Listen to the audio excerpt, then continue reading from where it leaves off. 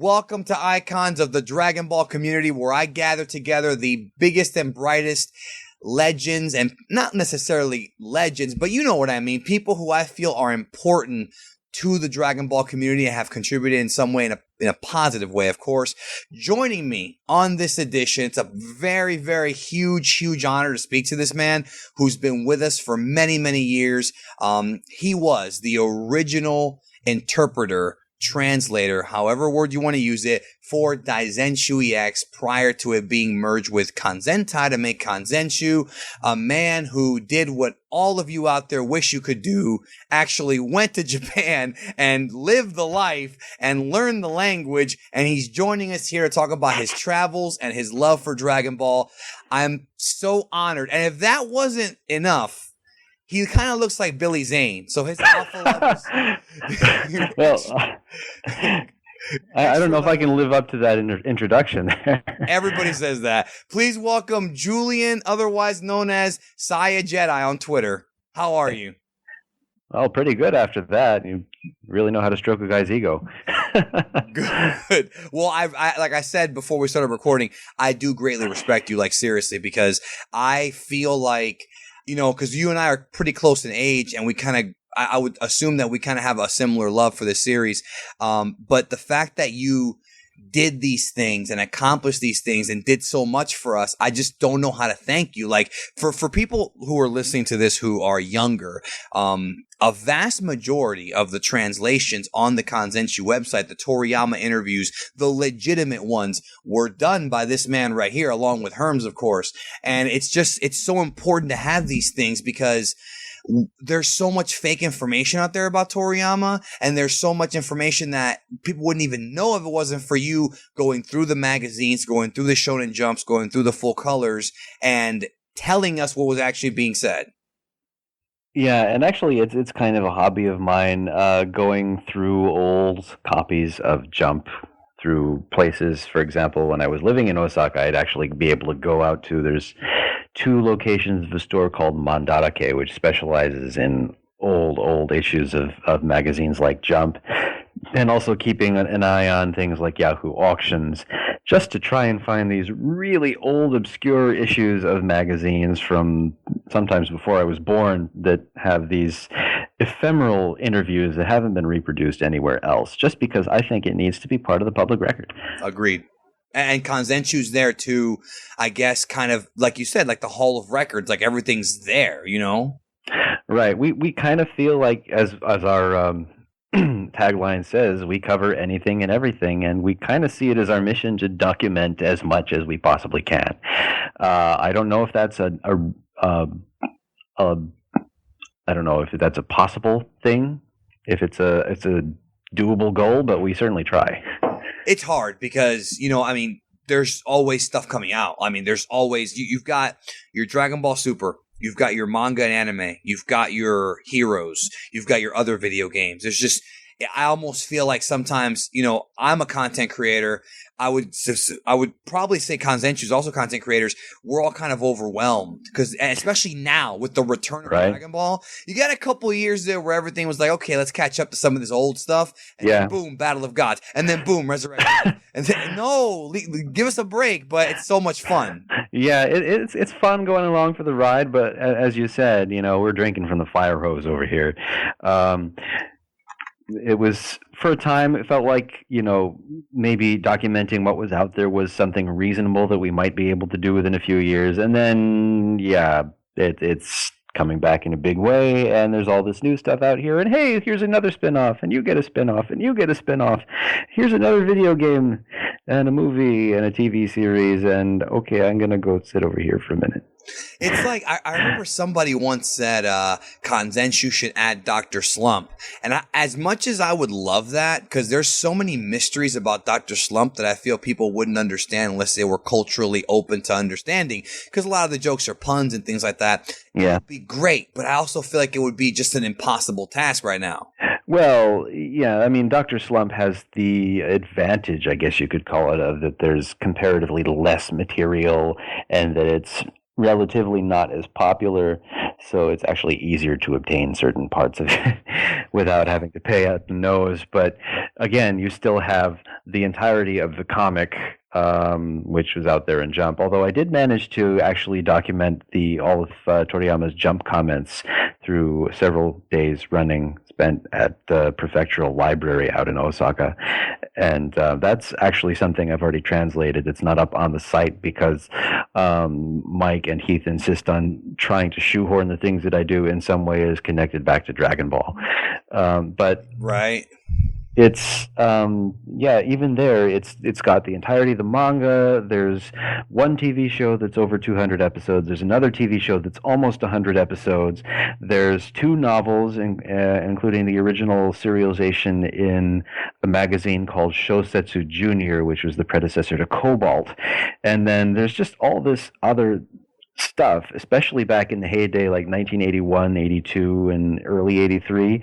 There's just a deluge of all this ancillary merchandise. Like, how do you even cover that when a lot of it's just sort of forgotten at this point? And I mean, I find that pre-Dragon Ball Toriyama era very interesting because he was, everybody knows him for Dragon Ball, at least in our in the West. But this guy was already a millionaire before Dragon Ball even started. Yeah, and people tend to forget that.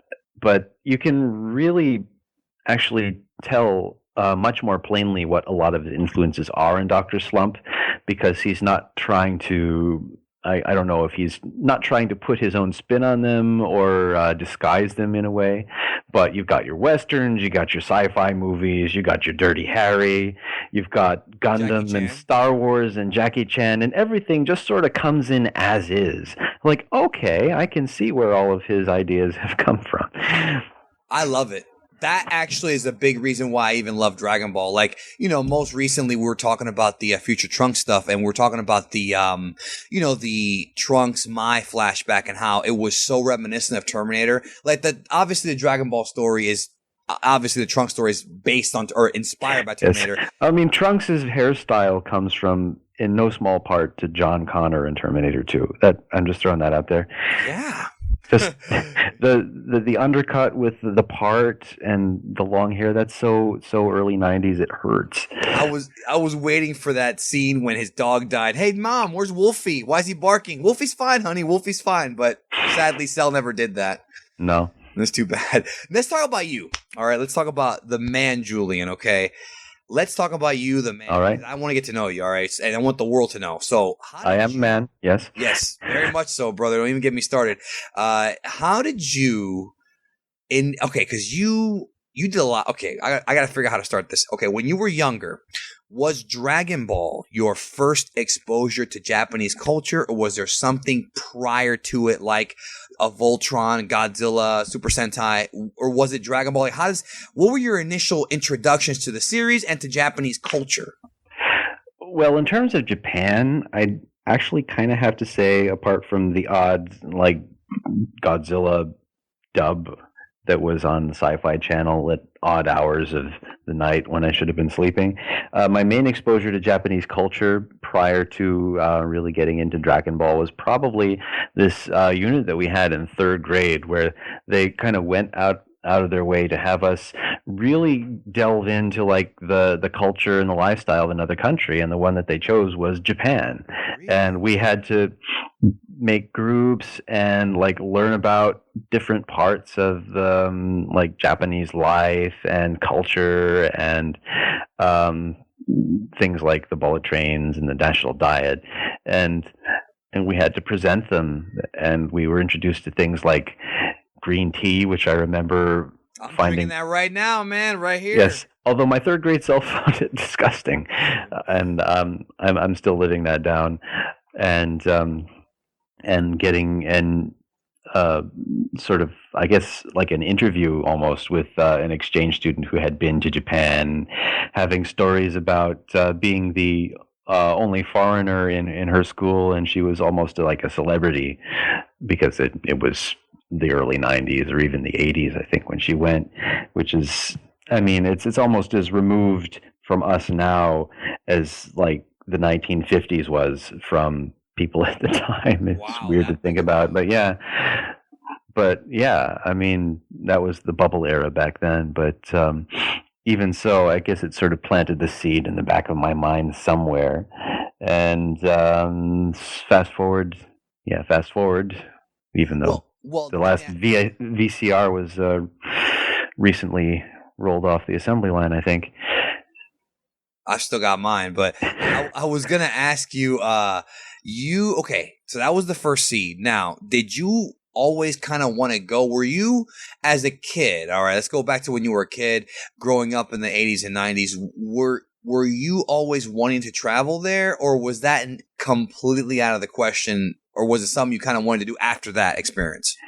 Well, I always liked travel. I've always been interested in new places, new languages. I don't know. Especially when I was in middle school, I found I kind of had a knack for language.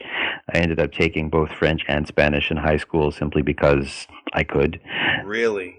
Yeah, So you and speak four languages. well, I kind of remember some French and a little Spanish. I can read them, but I wouldn't call myself competent necessarily. But I could probably fake it if I had like a key phrase thing, and my pronunciation's pretty good. Great. Now, okay. How did you discover Dragon Ball? Well, let's see. I gotta say, my first exposure was probably in middle school, around eighth grade. Like I was up to get ready for school, and before going to the bus, it was around 6:30 on the local Warner Brothers affiliate, which I think it was actually out of New York City. It was WPIX, Mhm. and it just happened to be on, and I was, you The know, Ocean teen, dub, right? well, yeah. So it was, the Funimation done through Saban, and it had the Ocean Studios cast, and it was a time of morning where teenagers and early mornings don't mix. So I was just kind of sitting there in a half conscious haze, going, "Hey, this is kind of cool," and my teenage mind thinking, "Well, this is not the kind of thing you usually see in cartoons, is it?" And it kind of reminds me a little bit of the Batman animated series that I remember watching when I was a little bit younger, which at that point was maybe 3 or 4 years earlier. But yeah, it kind of caught my attention. And then I remember sort of it started out just because it was on, but I eventually started following the story. And I remember very vividly that it got to the middle of the Ginyu Force on Namek, and then it went back to the beginning. Like, wait, is that all there is? And so my natural next step was to go on the internet and found out that there's all this other stuff. And eventually I found out that there were new, or at least new to me, episodes airing on Cartoon Network the next year in 1999 after I'd forgotten about it for a little while. And like, oh, hey, I get to see what comes next. And maybe there'll be this other stuff that I also vaguely remember about kids who also get blonde hair and this big buff guy with green hair and something or the other. But it was all kind of a jumble in my head at that point. I didn't really have any idea of how the story went together because I'd seen so little of it. But over the course of the next few years, I made a point of going out of my way not only to follow the comic as it was being released in English by Viz, and I can maybe get into that a bit more in a bit, but also finding out as much as I could as possible, and I just sort of devoured it. So when you first were discovering the series, okay, a couple questions. Number one, was it popular in your high school? Was it like one of the in things? Because 98, 97, 98, 99, wrestling, South Park, Dragon Ball Z, the PS1 was just kicking in. I mean, it was Nintendo and Sega for so many years. And then boom, Sony comes in with the PS1, gets Final Fantasy VII. And all of a sudden, because that was the big turnaround, all of a sudden kids are discovering all these other games. And, that was kind of what our life was back then. So that was Dragon Ball Z, I guess, the TV show. Was it a big thing in your high school? And the second question is, did you go on the web to find out more? Well, I don't know if it was a big thing necessarily. I don't think it was the kind of thing that the what you might call the cool kids paid a lot of attention to, but something that the more artistic kids that drew in their spare time, and kids who were trying to get into different kinds of music and different kinds of cultural things, they kind of gravitated toward it because it was there. and we talk about it a little bit and share half-remembered tidbits about things we hadn't seen that we'd read online. And yeah, the web was a big part of that because there weren't a huge amount of people to talk to about it. Yeah. So we hadn't seen so much of the series because it wasn't available yet. We just we went online to try and find more. Did you start to collect fan subs? Were you a fan subber, or not a fan subber, but were you collecting trading tapes? Was that your thing? I didn't actually. I had dial-up at the time for one thing, which kind of put a damper on things. But I remember seeing a few things in like postage stamp size window with Real Player.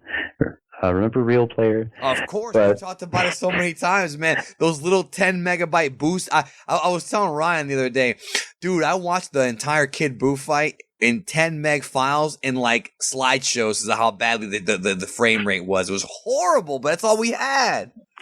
Yeah, so I didn't follow that very closely, but once the DVDs started coming out, I really collected a lot of those.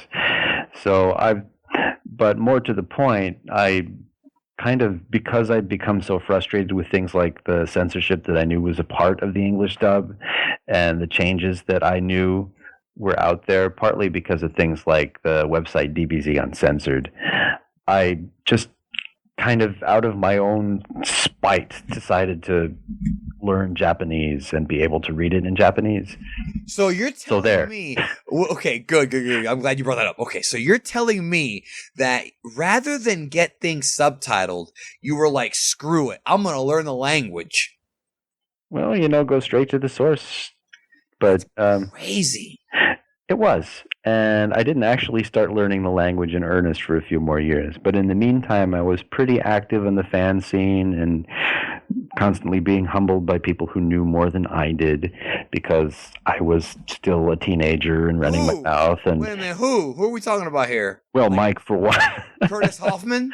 Well, Curtis Hoffman was out there, but I never really had any direct connection to him. Even when I started the fandom, he was kind of like this ancient sage who had bequeathed us his summaries of the series, which we didn't really question because none of us could read Japanese anyway. But people like Mike, who was out there, and a few of the really old school website people. I'm trying to remember names. Planet Namek was out there, and actually, after some youthful persistence, I kind of persuaded the people there to give me a position. And I think it was like the community roundup or basically the not important part of the site where they could entrust me with not breaking anything. I did some very early ideas of like translating the credits of the movies. It didn't really fit into their website in general, and I made a lot of mistakes because I couldn't read a lot of kanji, and my Japanese was almost non-existent at the time. But it was something. And it didn't last very long, however, because the curator of that website decided he was no longer interested in doing it. It was right on the verge of the .com bust. I'm sure the ad revenue generated by the site was not enough to keep it afloat. It was still sad to see it go, because it was one of the earliest places where fans could kind of gravitate to as a community. But that was the site, bro, back then. But kind of as a side product of that, I came into contact with Mike, Vegito EX, and I think he was kind of on hiatus from his own site at the time because he, being, young, angry Mike, had just kind of turned his back on the fans after getting one too many entitled person, probably around similar age, just mouthing off at him. But, he's like, we should try and revive the site at some point and make it more content focused than the previous iterations. And like, oh, I don't know if he would have said content focused at the time. It was probably not that specific because we were both still kids, but but yeah, put more stuff. Yeah. Let's make it cooler. Because he started out as basically a links page, and he sort of grew into a more news and other stuff kind of site. But that was more secondary to like the media collection, the music that he had put up on there, which really introduced me to the Japanese score very early on. And that's like something that I was also sore about missing out on, because I at the time, it was my earnest opinion, I felt that it was superior to what we had been getting with the English dub. Yeah, because there were actual songs. I mean, and of course, back then it was originally, for those, just to clarify for the people who don't know, back then it was Shuki Levy who was doing the music for the original dub, and then Bruce Faulkner came in for the Z dub. And of course, most people already know that about the Faulkner. It's just funny to me that we have this whole generation of Dragon Ball fans who grew up with the Kikuchi score from our era, and then, they kind of prefer that one. And then we have this other crop of fans over here who love the Faulkner score and don't like the Yamamoto score, which is the Kai score. And then now I've noticed that fans from both kind of circles have very mixed opinions about Sumitomo. Some love Sumitomo, some hate Sumitomo. I think Sumitomo has improved a lot in this Trunks arc. I don't know how you feel about that. Well, I feel like when he's on, but for some reason they only seem to give him a budget for strings. Everything else is kind of synthesizer-y, and I kind of have a distaste for. But he has some beautifully moving string pieces. Yeah, I agree with you completely. Especially with the Trunk stuff, like that new episode recap music, it's great. So okay. So now let me ask you a question. Back then you were getting to know Mike Platinamic, when did you become comfortable enough with your Japanese to actually say, okay, I'm fluent, or at least you know what I mean? Like, when did you actually know that you could now speak this language comfortably? Well, I would say I started to become comfortable in speaking Japanese probably like around my fourth year of college. My third year, I spent half of the academic year in Japan from January to April. And I actually gained a lot of confidence in my speaking, but I wasn't where I would consider myself fluent. But after I graduated, I made a point of going back to Japan kind of by the seat of my pants, which I don't really recommend, but I found a job and I was living on my own, and unlike a lot of the people who sometimes go over to Japan with the English conversation schools who get stuck in the English bubble, I was kind of out there by myself and having no choice but to use Japanese. So that was the throwing Gohan headlong at the mountain outcropping school of becoming fluent. When you originally went to Japan, it was through an exchange program? Well, it was a study abroad program. The school that I went to had an affiliation with the school in Japan, which was like a consortium of a number of different schools, and they in turn were linked somewhat loosely with Kyoto University. So I studied in Kyoto. So that was my first sort of culture shock when I studied abroad in Japan, is that I've been learning this very proper textbook Japanese, and then I come to Japan and everybody around me is speaking the Kansai dialect, and I'm like, okay, I will learn this too. But it's a big jump, in terms of the level of difficulty between controlled conversation practice in a classroom and then just sort of being out there in the wild where people speak in sentence fragments and make grammatical mistakes because they are human and it's their native language and they do that, and you're left to sort of piece things together on your own. But with enough practice and persistence, eventually you get somewhere. No, and that was kind of my next kind of question or your comment. Well, it was more of a question. Did you choose Japan for the study abroad program, or was it given to you? Do you remember? Oh, I chose. I mean, again, this is college level, so high school. You wanted to go. Yes.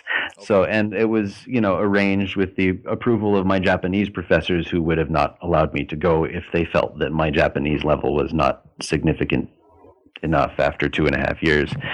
But they did, wisely or unwisely, allowed me to go and soak up the language and the culture. So you were over there for, you said 2 years, was it? Well, I was over there for a semester, basically. 1 semester. And then you came back here to the And U.S. to finish my time in college, yeah. Okay, you graduated from college, and then, now, this is where you have to fill in the holes for me. I know you eventually wound up going to Japan, becoming a teacher. How did that come about? Well, I was finishing college. I still hadn't decided about what I'd wanted to do after that. So I thought, well, you know what? Why don't I go to Japan, get some life experience, maybe pay down some of my college loans and, get fluent in Japanese and see what happens. I figured, maybe it'll be a year or two. And then I ended up being there for 8 years. Yeah. You just got hired one day as a teacher? Like, were you applying for that position? You got it? Well, I originally applied with a JET program. Didn't get in. Applied with a different program. Went over there on that program. They paid for my visa and stuff. Found that I didn't like the environment, that the office type environment that they had me in. Left that one. Quickly interviewed for a temp position at a public school, got hired for that, did that for a few months. Through a connection that I made, I discovered that they were hiring for a local school district in the city I happened to be by anyway, so I interviewed for that, got that position, and through that I also got introduced to somebody at the prefectural government who allowed me to interview for that, and then I ended up teaching at a high school for 5 or 6 years. Yeah. And then from there, now, to clarify, right, you were actually teaching English to Japanese kids, correct? That's correct. So in my day-to-day, like in the classroom, I would not be using Japanese or as much as I could. There were times, depending on the school and the group of kids, where I'd be like, oh, no, I don't speak Japanese, or I can speak a little. But I usually got found out in the end. But in general, especially with the more motivated students, I would just, make a point of speaking to them in English because I know with enough effort I could get them to speak English back.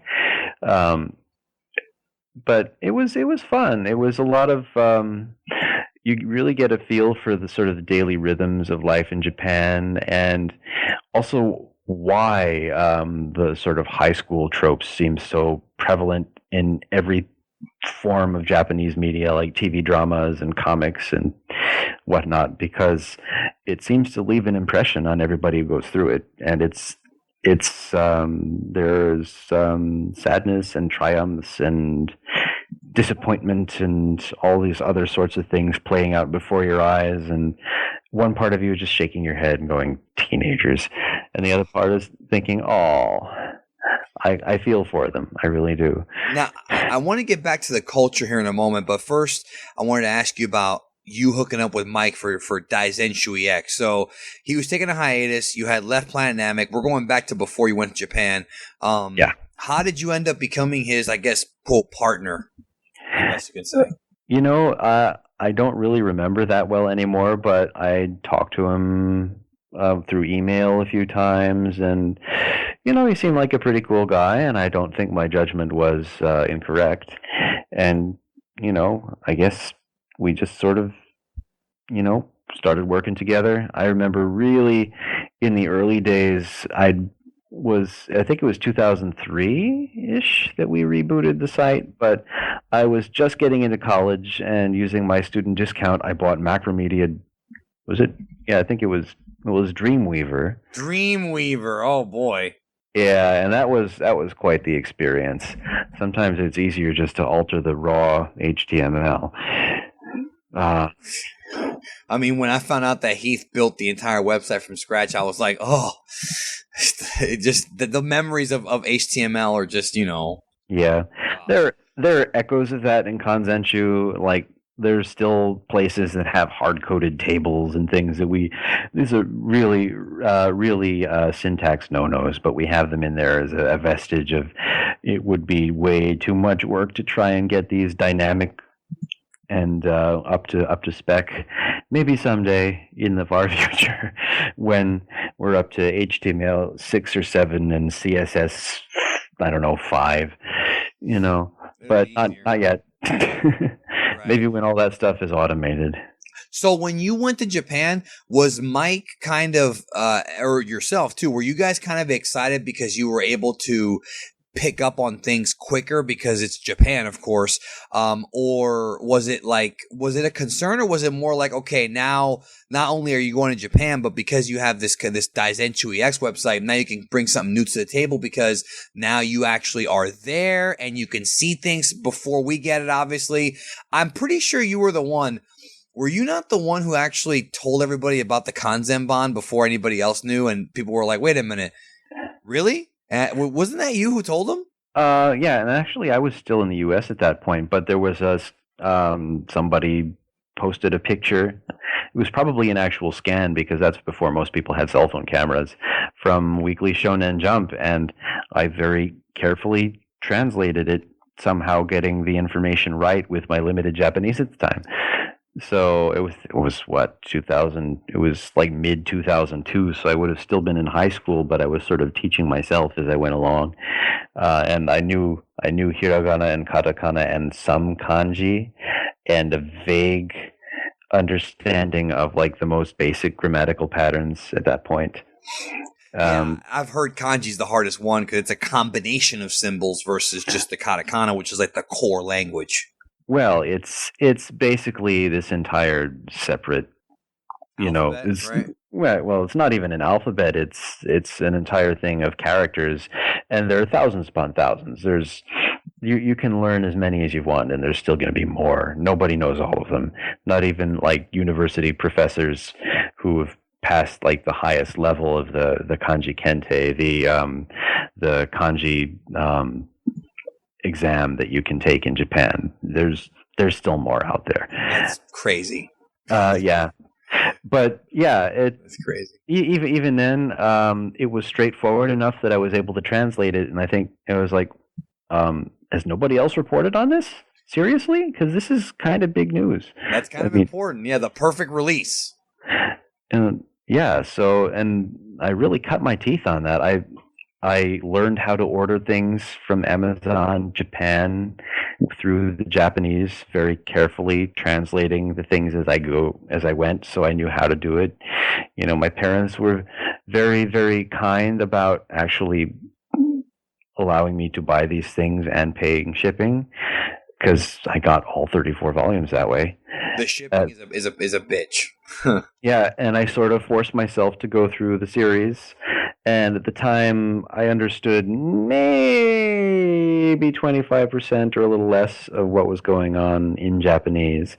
But, after I started learning Japanese in earnest, starting in college, I reread the series probably around 06 or 07. It was before I went to Japan the second time. And then I understood maybe 75%, I say.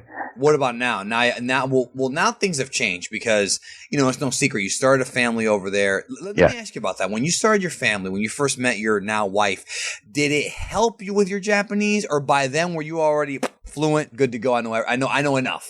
I'd say on the one hand, I was fluent by that point, but on the other hand, I was so consumed with other stuff that the fandom for a while kind of got put on the back burner. I know I was right there with my girlfriend being very excited when Kai was announced, and she was going, "Oh, that's very nice. I can see you're excited." And she somehow still saw fit to marry me, but yeah, in general, I was not that involved until a couple years later, after things had died down a bit. My first child was over a year old, and I went back and started reading one of the guidebooks. I think it was actually the Songoku Densetsu, the animation guidebook, on a lark. And I thought, I remembered when that book first came out in 2003. I took a glance at the interview and thought, there's probably lots of cool information in here, but I can't make heads or tails of it because, it's just text. It's not like contextualized with speech bubbles and stuff. But I was just sort of opened it up to the interview and started reading, and I thought, this would be great content to finally put on the website. Yeah, and you're still doing that to this day. It was kind of habit forming, yeah. I mean, there's all this great stuff that with things that we possessed, but we had no means of actually reading, and too much pride to ask people who could what it said, because we wanted to be able to confirm it with our own eyes. But at that point, I was finally good enough at Japanese that I just, ran with it, I guess I could say.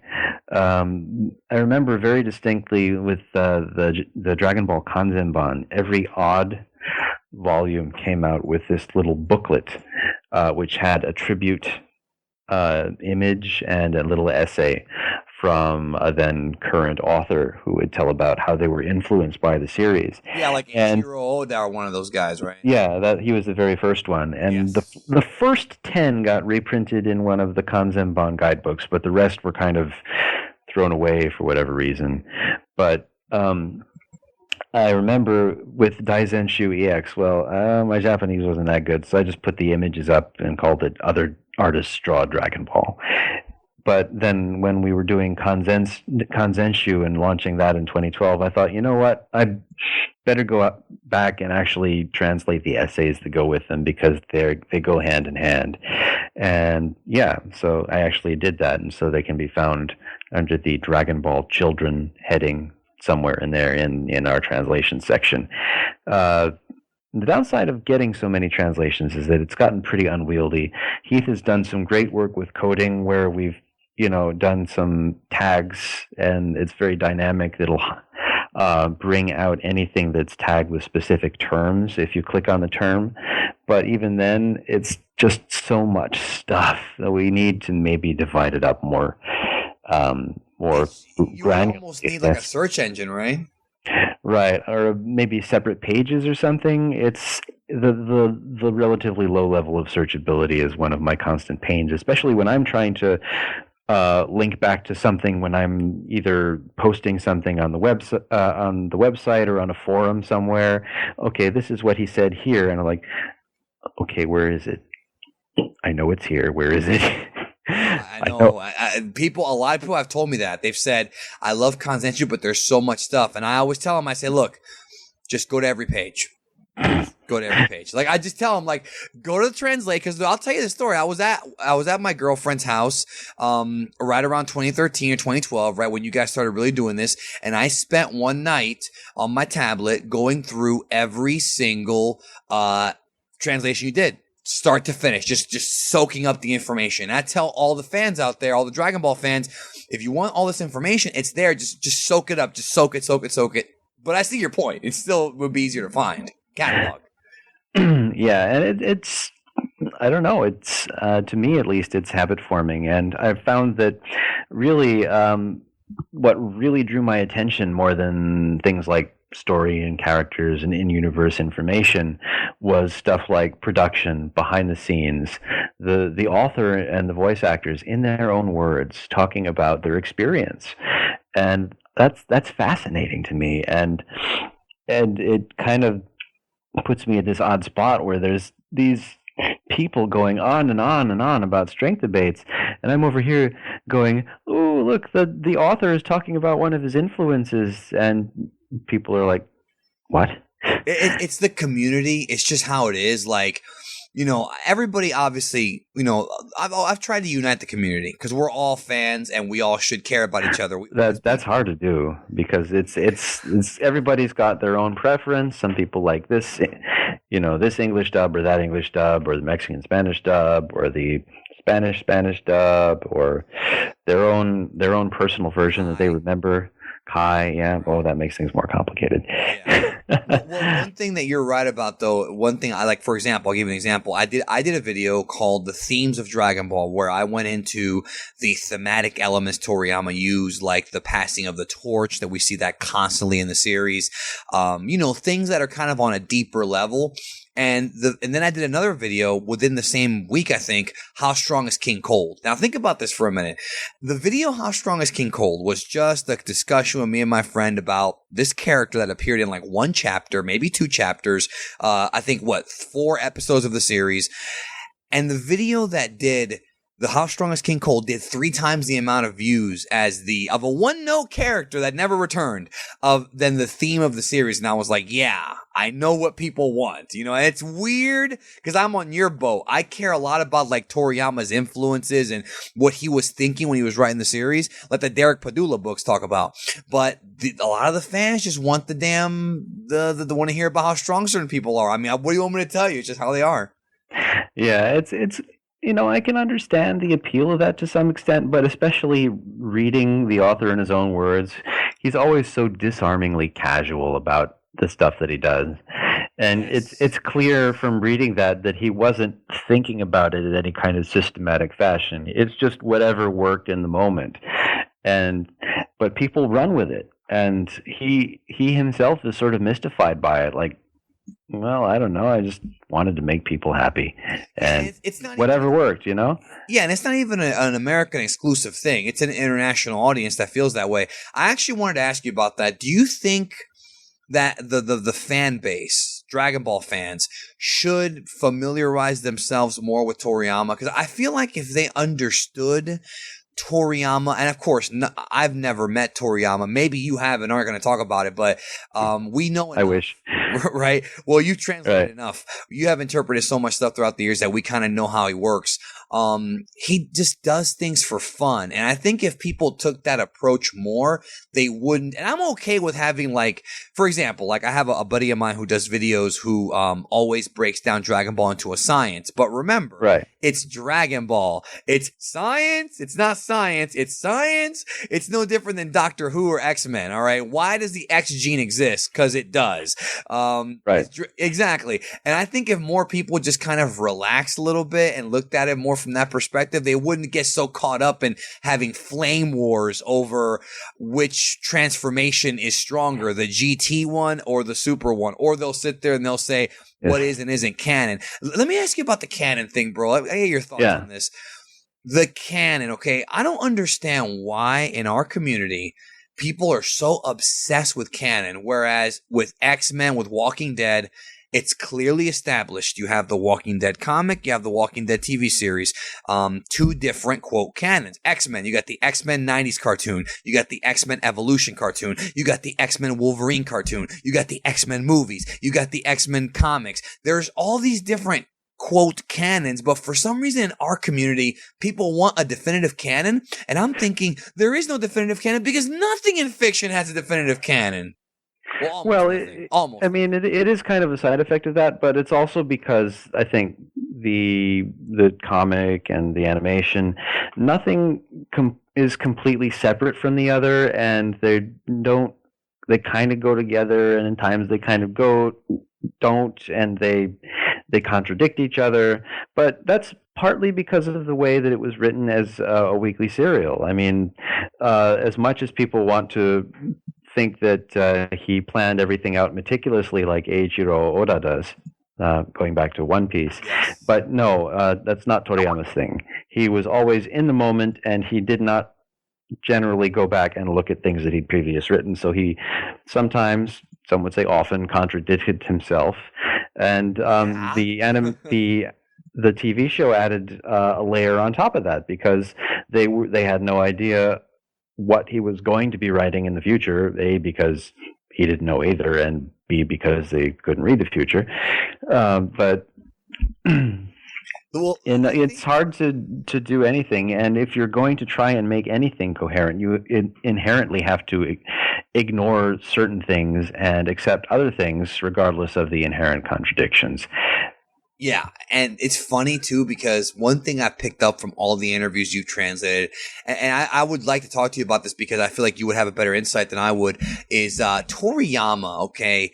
at the heart of Toriyama, he is a comedian. He's a comedy writer, a gag manga writer. I'm not saying he can't draw cool fight scenes, because obviously he can, or great looking characters, because I think that the way his characters look is why everybody loves Dragon Ball. Those designs from even the more recent ones like Goku Black and Beerus, and, they're just so, cool looking. And then, okay, like Toriyama is, I hate to use this word, but I'm not using it in a derogatory term. I'm using it in how I feel.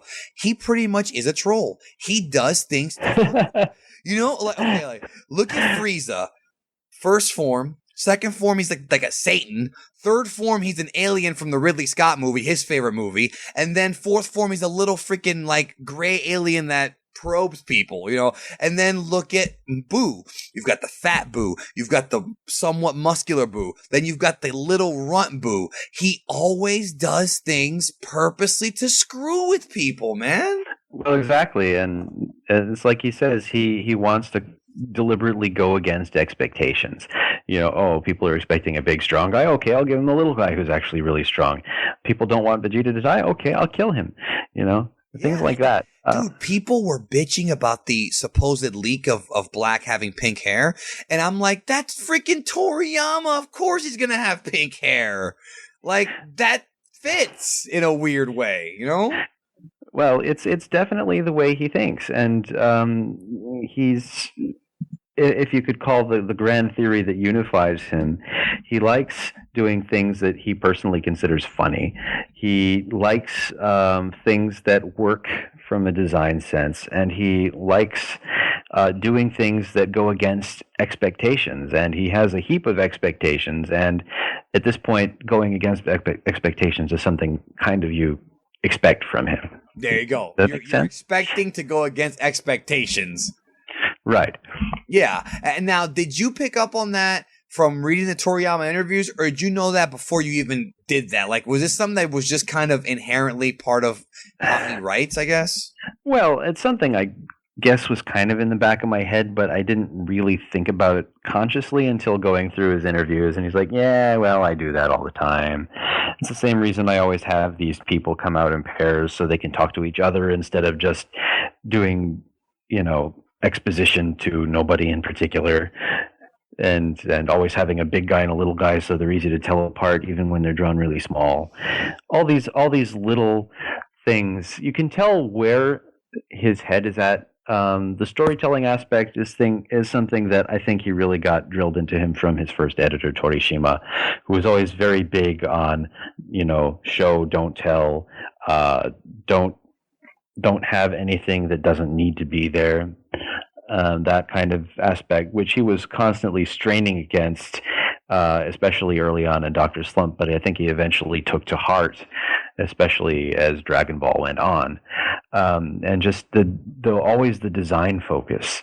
He gives them distinguishing traits. He makes them easily recognizable even at a distance. And he's very careful, especially if you go through with the framing of his panels, and even if the art itself gets loose and a little bit sloppy like it does towards the Boo arc, he is always almost meticulous in the framing. They're framed in certain ways that guide your eye, and he has a way of staging things in an exciting way, even if nothing in particular is happening. And that's all, I think, a product of his design sense, which is very well developed. He started out at an advertising agency where he was like their resident designer before he quit. Yep. I talked to Derek Padula about that. And it's funny because I think and it does piss me off, Julian, bro, when somebody sits there and says that Toriyama is, when they say derogatory things about him, because some people think he's a lazy writer. And in some cases, I'm sure he's had moments of being lazy, especially when he was burnt out. Because, okay, let me ask you if you agree with this with me or not. But it seemed, based on the writing, that by the time 95 came around, the Boo saga was going on, I think the guy was starting to get burnt out, bro. He had the Chrono Trigger thing going. He had Dragon Quest going. There were so many projects. Were you sensing that in your research? A bit, and you could kind of notice it in the quality of the art, even though there are a lot of, interesting things that he tries to play with. There is a comment from one magazine that I have translated somewhere, although I don't think it's up on the site, is a story from Fuyuto Takeda, his third editor for the series, whereas he was taking over at the end of the Cell games, and he was really starting to get tired, and he was like wondering aloud, well, maybe he should end the series unless he gets to do something more interesting. And basically goes, well, no, you can do whatever you want, just don't scare me like that. And I think that's how he kind of got free reign to explore like Gohan in high school with the Great Saiyaman, and then just a lot of the Buu arc seems to be him sort of throwing things at the wall and seeing what'll stick. And I think that's very much a product of the editorial style, which is almost deliberately more lenient, I think partly because his editor knew that Toriyama was starting to get antsy about, doing something new. And it's kind of the way of appeasing him to stay don't put. Leave. Yeah, we need money. That's pretty much what it was, I guess. Yeah, but it eventually, he did get to end the series. But the thing about Toriyama is that's not necessarily entirely unique to that part of the story. I mean, it's very early on that the only way that he was coerced, I guess you could say, into starting Dr. Slump is by saying, well, let it run 10 weeks. If it's not popular, it'll get canceled like any other Jump series. And, well, that was super popular, so he ended up continuing that for 4.5 years. And then he got tired of that, so his editor said, you know what, I'll let you end this series, but in exchange, you have to draw me something that's going to be even better than this one. And he went out and he took a trip to China with his wife, and he did Dragon Boy, and that was actually got a good response in Fresh Jump. So his editor was like, okay, you're going to do a Kung Fu series next. And that became Dragon Ball.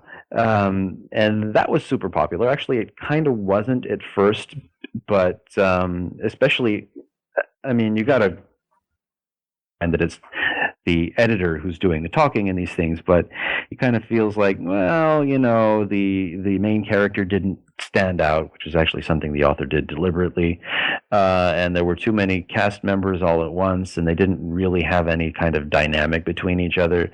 So, we paired the cast back to just him and the Turtle Hermit, and then we added Kuririn as a rival to really make their strength stand out, and then after that it got popular again, which is, his own way of telling it. But the way Toriyama tells it, he already knew what would be popular, but he was really straining against that until Dragon Ball actually was starting to do pretty bad, getting towards the bottom third or fourth of the series. What was the big in the magazine?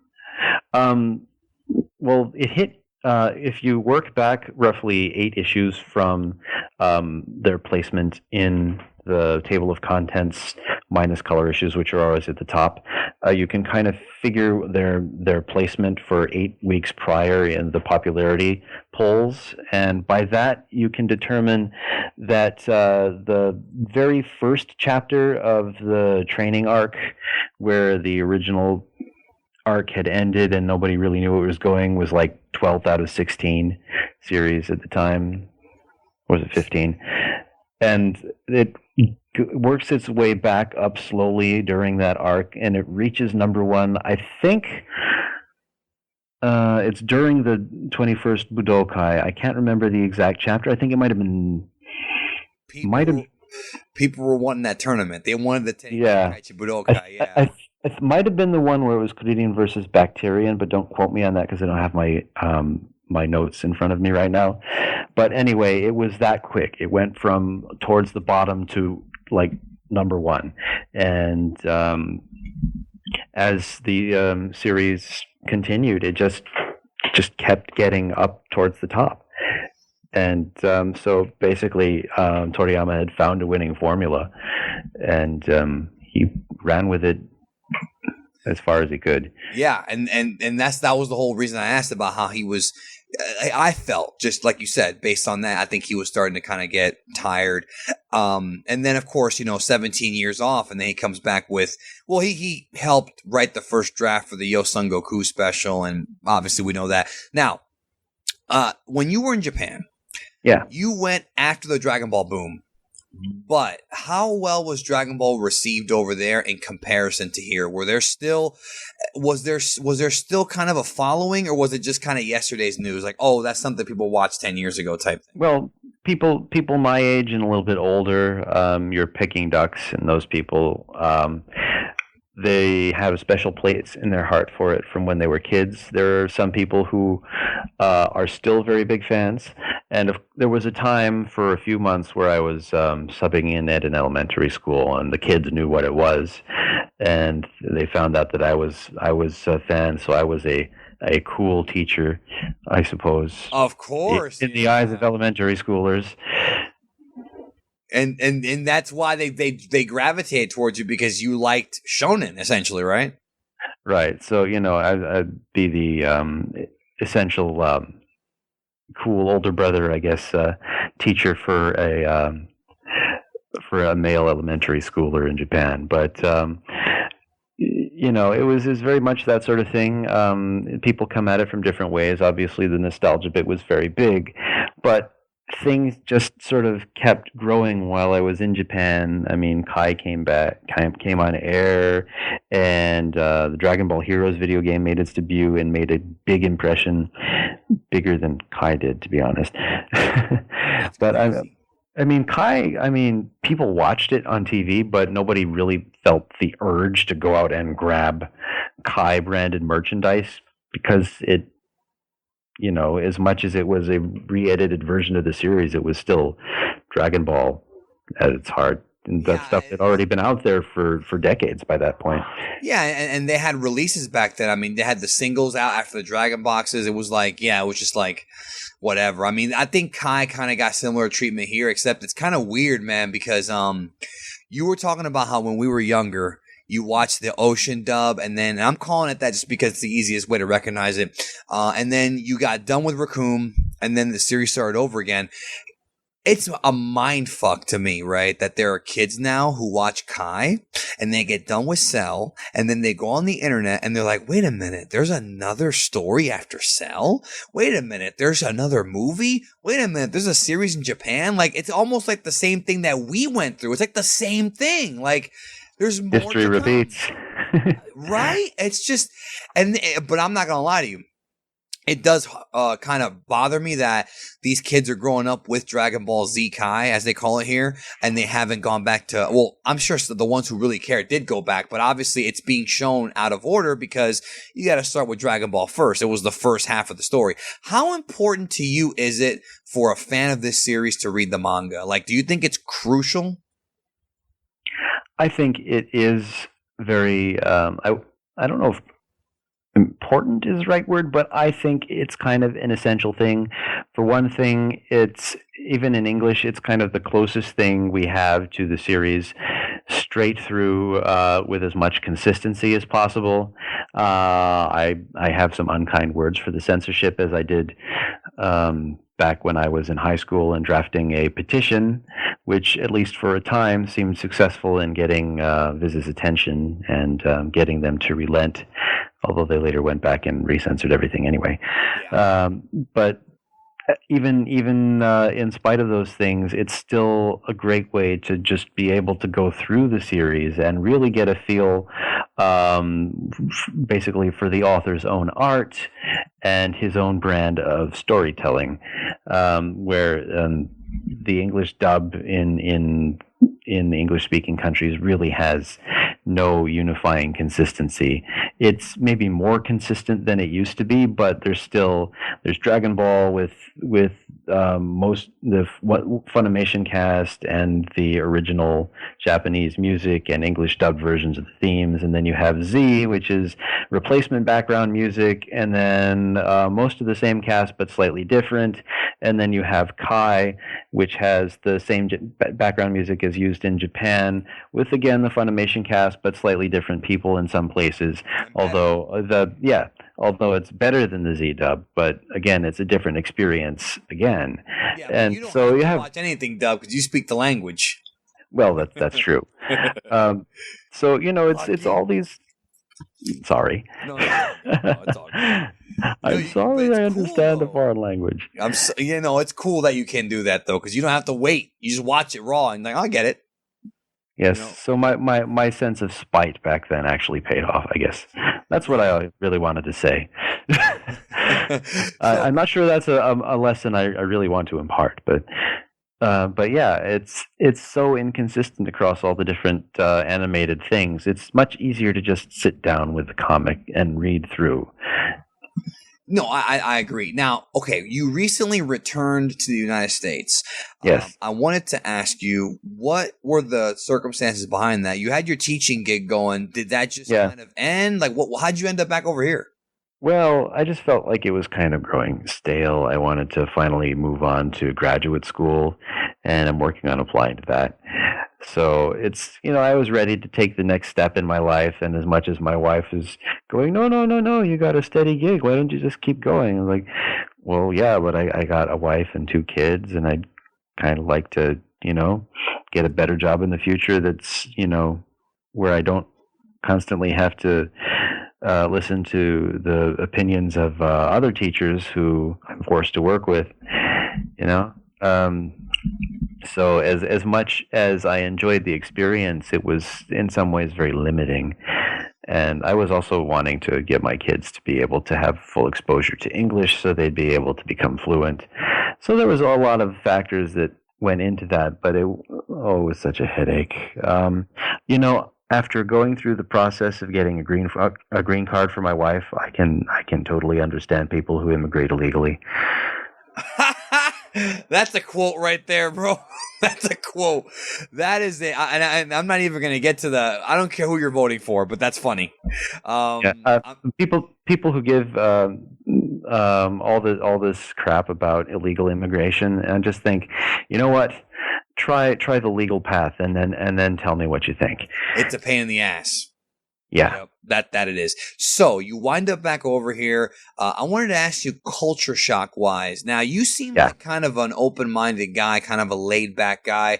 When you first went over there, and then obviously when you returned, was it jarring for you? Because Japan seems very quiet.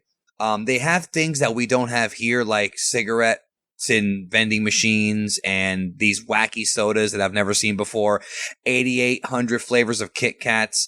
I'm familiar with that. And of course, the restaurant system is different. Like, was it a big shock to you, or was it like, I'm just trying to get like your perspective on like the culture changes? Well, on the one hand, I kind of knew what to expect, but there were a lot of little things that had changed while I was away. Like, prices on things seemed to have inflated, and the size of portions at restaurants seemed much larger than I remembered, which could be just me misremembering. But you mean here or there? Here. After coming back, America. But going to Japan, especially at first, there was just like lots of little things that I can't even remember, like not getting the separation of the garbage right, and having this little old lady kind of berating me for it, and like, okay, I'm sorry. And getting used to the food culture and finding things I liked and I didn't like. And I remember, especially when I kind of went over there by the seat of my pants the second time, I basically started out with very little in the way of contacts, and it was very isolating at first. I mean, it took some time to, make friends and build up, I guess, what you call a support base. So it was like I was kind of experiencing it by myself. Just all these little things. The fact that you weren't Asian? Well, yeah. I have dark hair and sort of an olive complexion, so from behind, people wouldn't notice that I was a foreigner. So I'd have this situation where somebody might be on the street, like, trying to call my attention to ask, like, for directions or something. So they'd say, sumimasen. And then I turn around and I go, "Shitsushimashita." Like, excuse me, I'm terribly sorry. Like, no, I can help. But They thought you didn't speak the language, right? right, and you notice that whenever you go into a store, like, you could see the apprehension on the shopkeeper's face, like, "Oh no, am I going to have to speak English? I don't remember my English. What do I say? What do I say? What do I say?" And then I'd say something in Japanese, and you could see the relief wash over them, like, they speak Japanese. I literally had that experience like 2 days ago. I went to Subway and there were these two Cuban women, and I'm like, and they're giving me that look on their face, like that confused look. So I start speaking Spanish, and all of a sudden they have that same relief, like, I'm like lechuga, tomate, and they're like, okay, like it's so funny how that's how it is, you know. So did you obviously you liked it over there? Where would you? I mean, this is a tough question, but what kind of differences are there for those who, like, I'm not going to have you go through all of them, but what do you think were some of the major differences as far as living? Because I've heard that over there insurance is cheaper, but I heard the homes are a lot smaller. Yeah. There's the restaurants don't give you as much food. Like over here, we got a place down here that's endless sushi. Not a buffet. It's like a very fancy place that gives you sushi over and over again. So if you like sushi and you want to eat a lot of it, we have that here. But they don't have that over there, do they? Well, there are certain places that do all you can eat. Like yakiniku is a big one. Like they give you a time limit. Like for 90 minutes, it's all you can eat. And it's Korean barbecue, I should say. It's yakiniku. It's, you know, you have to put the meat over the thing, and you cook it yourself, and you dip it in sauce and eat it. But in general, you sort of find places you've heard recommended by other people. Oh, this place is cheap, and they have reasonably big portions. And I think, okay, I'll check it out. And you know, you kind of learn which places give you a good deal, but it takes time to find out. And then a lot of the choices you make early on, you think, yeah, I was paying too much for that. It's a learning experience. There's a learning curve involved. Is it true that you're not supposed to tip? Yeah, it's all part of the bill. I mean, even minimum wage is lower than it is in the U.S., but it's even wait staff get paid that, so they don't get tips. But are there? This is kind of a weird question, but you would know. Are there like problems with like homelessness and things like that? Because I was told health insurance is a lot cheaper over there. Well, health insurance for the most part, yeah. I mean, there's always a copay that's generally equal to 1/3 of the full cost, but the full cost is generally cheaper because they have a national health insurance system, which is supplemented by a social insurance system, which is also paid into by employers. So everybody is covered under mostly the same system. So the government has a lot more leverage against manufacturers and that sort of thing, and providers. What about rent? Like, I'm just curious. Just me genuinely. Like, is it cheaper over there to like, you know, your regular monthly rent or whatever? I'd say you'd be surprised sometimes, but it depends also on the age of the building and like how close it is to a train station. Like proximity to a train station in Japan is everything. It's how they measure distance to the place. It's how they measure like how like central it is to everything that's around it. Everything is measured in terms of, well, how close is it to the train station? Is it a hike? Do you have to get on a bus? You know, do you have to drive?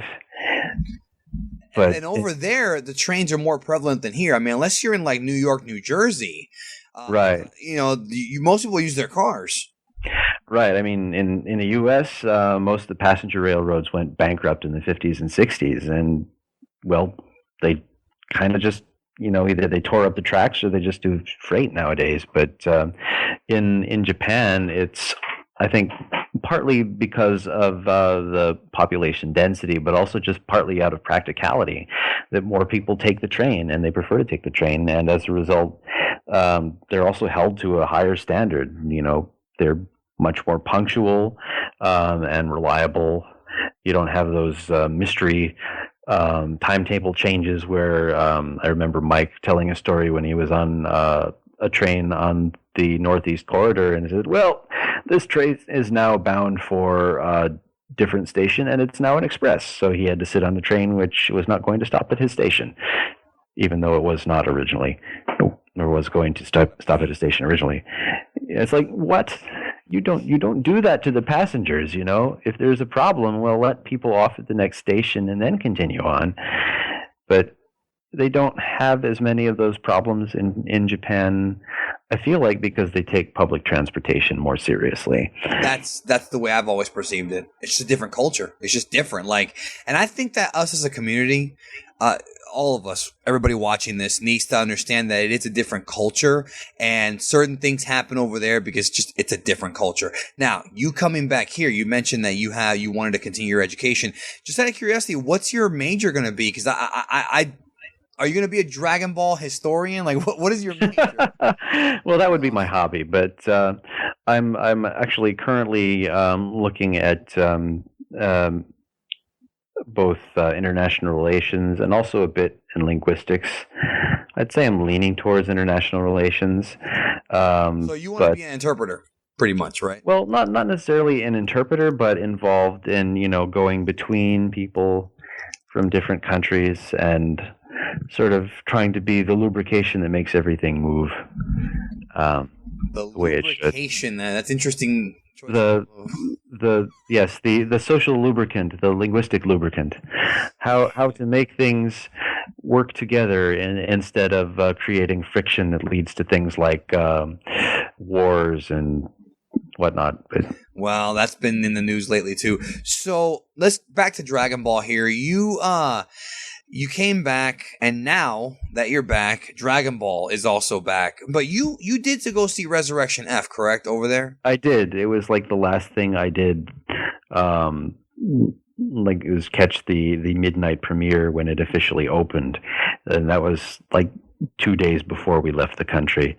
So I was just able to get the theatrical program and the copy of Volume F, and then we were gone. I remember you were tweeting during that time, and I remember you said, I remember this vividly, you were like, Goku wins, then Frieza wins, then Vegeta wins, then Frieza wins, then Goku wins. That's what you said. And I was like, yeah. What the hell does that mean? Like, I'm like, you were being cryptic, bro. Yeah, but it was entirely true. I know it was. All right, I have a confession to make to you, okay?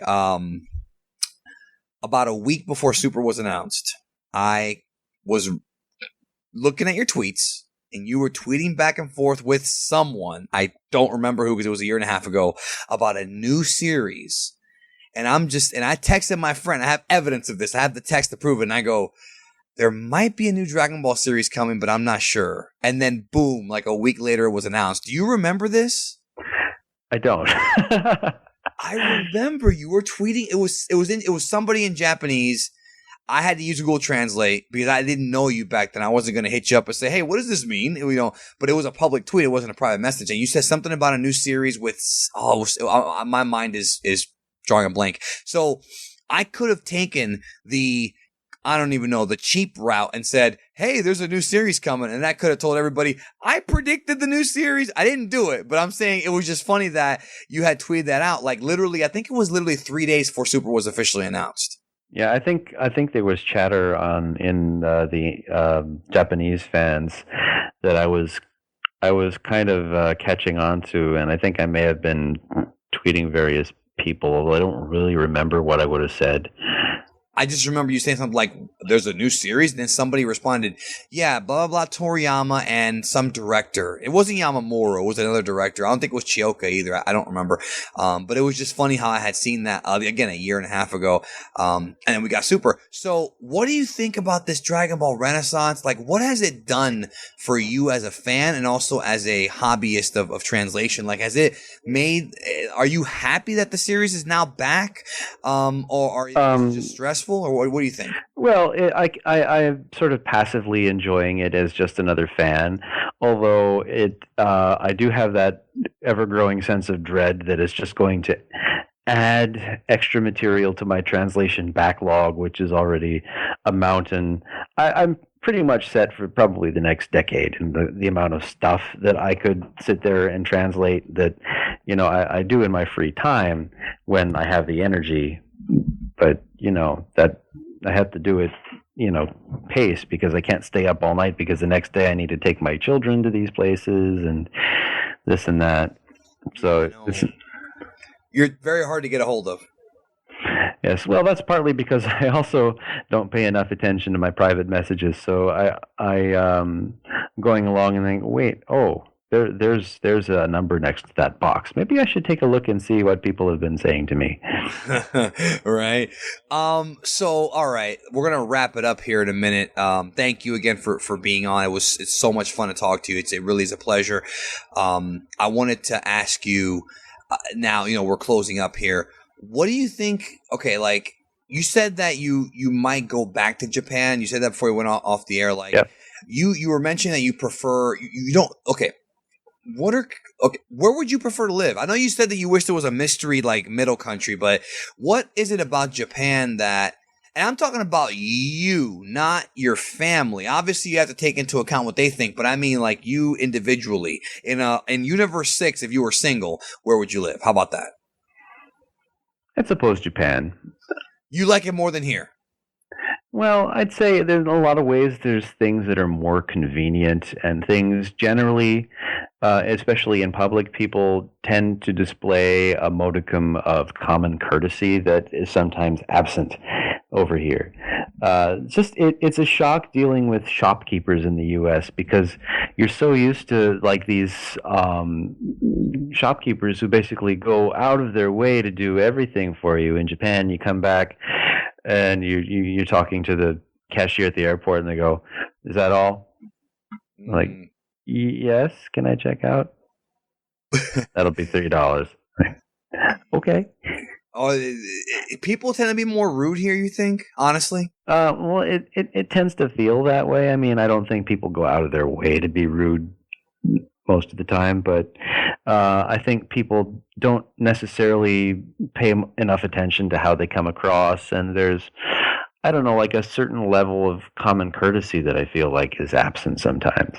And it's nice that there's that in Japan. I mean, the flip side of that, of course, is there's a strong sort of drive towards conformity, and that people who find themselves different can often be bullied or feel like they're sort of ostracized or at least very isolated. But for myself personally, I find things can be a lot more convenient. And of course, there's Mandarake over there, which is, you can scour them for hours and dig up old magazines that I like. It's like a flea market, right? Would that be the equivalent of a flea market here, kind of? Well, it's a store, but it just they pride themselves on getting a hold of old pop culture ephemera, and then people go there to look for it.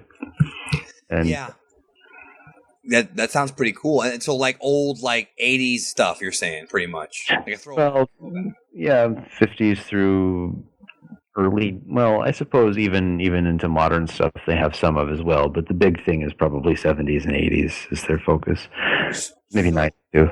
That actually sounds awesome, bro. It does sound like a flea market, but much, much cleaner. So yeah, and I don't know. I just have a special place in my heart for Osaka, and Kansai in general, especially Kyoto. I should say, I guess, that I had a.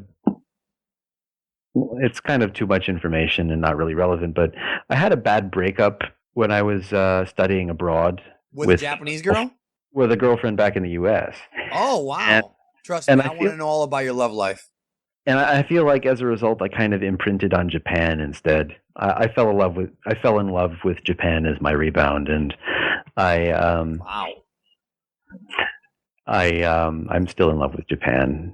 I'm gonna hit you with a big one right now. All right, now I'm very curious about how you're gonna answer this question, because now I have to follow this up. Okay, you were in Japan, you met your wife. Yeah. Prior to going to Japan, were you attracted to Asian women? Or was it because you were in Japan, the environment had changed your perspective?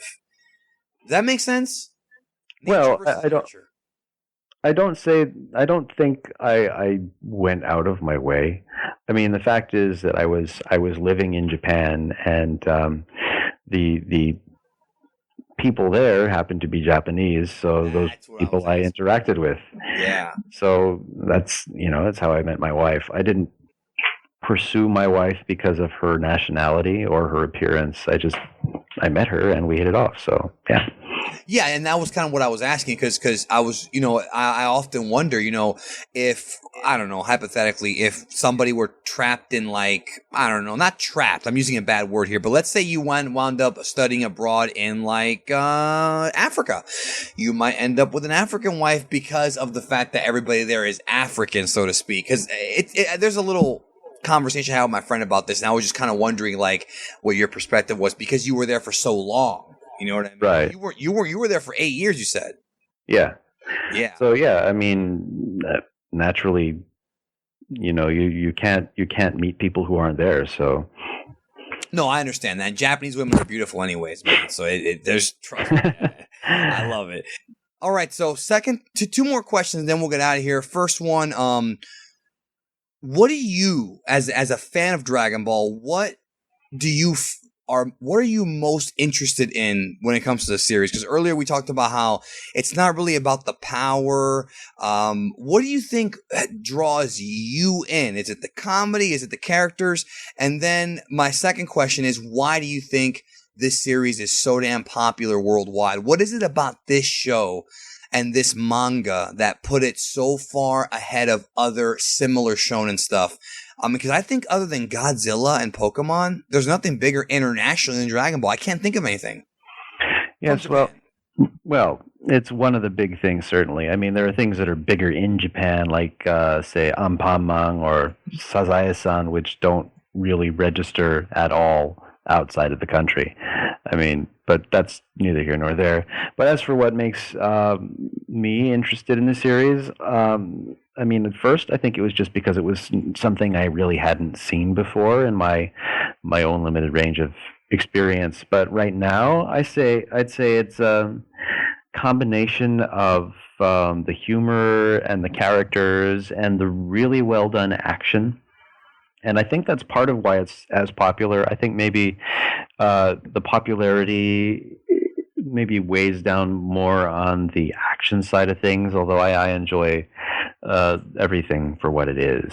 And I think really just especially early on, you get the sense that the author really shows a sense of playfulness that maybe attenuates as it goes along, but I think it's compared to some other series, and there are a few that come close, there's just this sort of loose do whatever kind of feeling that really translates into something very dynamic because of the author's just refusal to plan out a story very meaningfully. Well, I mean, I also think the Western influence, I think, like, how Dragon Ball has a lot of influence from like American movies. I think that's helped it be more appealing to a lot of the non-Japanese. I think that's familiar. Does that make sense?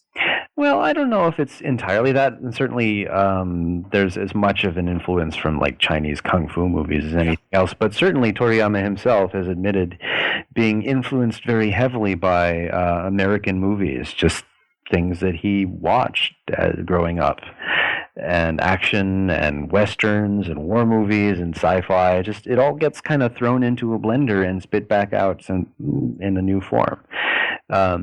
It's very much he takes his influences from all over the place and he just puts in whatever he thinks will work.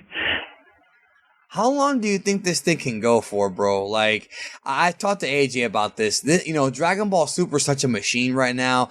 How many more years do we have of this? And how many more years do you think that you're going to be translating this stuff? I'm almost like wondering what's in store, Well, I mean, as a hobby, I don't think I'll ever tire of it completely. I mean, I've been a fan long enough to know that fandom has its ups and downs, and sometimes you need to take a break, and sometimes you're really, really keen on stuff, and you just want to do as much as you can.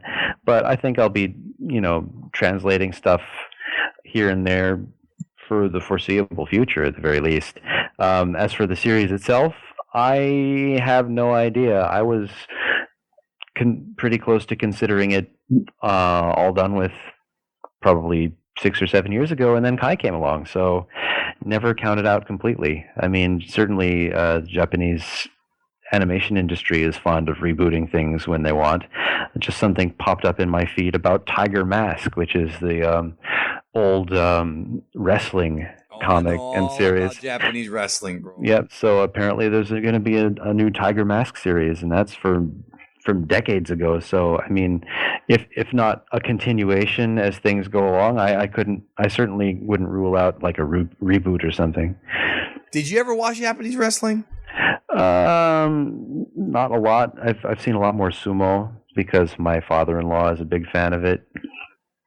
So, if there was a tournament on, he would be watching that. I just love the spectacle of Japan. Like, the one thing I'll tell the people who don't know, and you can vouch for this better than me, is I love how Japan is such a spectacle. Like, I have no interest in American baseball, but when I see, and I don't even like baseball, and I'm Cuban, we rule this sport, and yet when I see Japanese baseball with the freaking balloons and the pyro, same thing with Japanese. I haven't seen sumo yet, but I know Japanese wrestling and Japanese MMA, like Pride Fighting Championships. I love Pride Fighting because you have these incredibly gigantic sets and fireworks and pyro, and you've got the go-go dancers, and it's just I just love the way they put their stuff together, man. Just yes. It's just Japan. It's Japan. People always ask me, how does that make any sense? It's Japan. That's the only thing I can say. It's I enjoy it, and as much as Japan has a reputation for being orderly and reserved, I think one thing that's really done well is a sense of spectacle and a sense of importance, even for very mundane things. Like they'll have goodbye ceremonies for models of trains that are being put out of service, and just the pomp and circumstance for any kind of even a preschool level event like the sports day or their little show that they put on. They really make a point to making it feel special. It's kind of nice. Yeah, no, absolutely. I mean, it's just I'll talk to some of my friends, for example, and as I'm sure you've heard, Antonio Inoki is a legend over there, and there's a ceremony where he'll go around and he'll slap people in the face. He'll slap you right in the face, and then you have to explain to them, well, no, it's a sign of respect. You wouldn't get that unless you got it. If he slaps you in the face, it means he respects you. It seems so weird from an outsider's perspective, but again, it's Japan, right? Yes, and I feel bad about just saying that because I enjoy trying to explain things in the way people understand, but there sometimes comes a point where you kind of have to be there. You kind of just have to let it go and just try to understand. Yeah, it is what it is. Yep. Well, thank you, as always, again, for being here with me and talking. A real icon of the Dragon Ball community. It helped us out. I would say you've helped out. Not only are you partially a content creator, but you've helped out other content creators because I've always gone to the translation to double check things. I know you did a lot of the manga stuff too. So I can't thank you enough on behalf of the entire community. And I really hope to see more of you. I know that you're very busy, but I do hope to see more of you in the future. Whenever you're on a Kanzenshuu podcast or whatever, it's always a highlight. Same thing with Mary. Mary always brings energy in. I'm a throwback. Yeah. So definitely thanks again. And people can find you on Twitter and Kanzenshuu. Is there anything else you want to plug or promote? Well, I've been working in fits and starts on this sort of trying to throw up onto the site all of Toriyama's various interviews and things that he's had, along with Masakazu Katsura, who is one of his oldest colleagues and one of his closest friends, and they're always a riot when they talk to each other. So I'm having a lot of fun with that. I'm hoping eventually, once I finish, to maybe do a podcast episode devoted to that. But that'll be coming somewhere down the line. I have no idea exactly when, and I don't want to make promises I can't keep. So, yeah. All right. Well, again, folks, it's SaiaJedi on Twitter, twitter.com/SaiaJedi, and just follow Julian, and you'll sometimes see things unexpected from Japan, or you never know what's going to pop up there. He and Herms are always working to make sure everything's as accurate as possible. So thank you again, man. It really is an honor. It's my pleasure. Thank you. All right. Well, thanks everybody for checking it out. We'll talk to y'all later.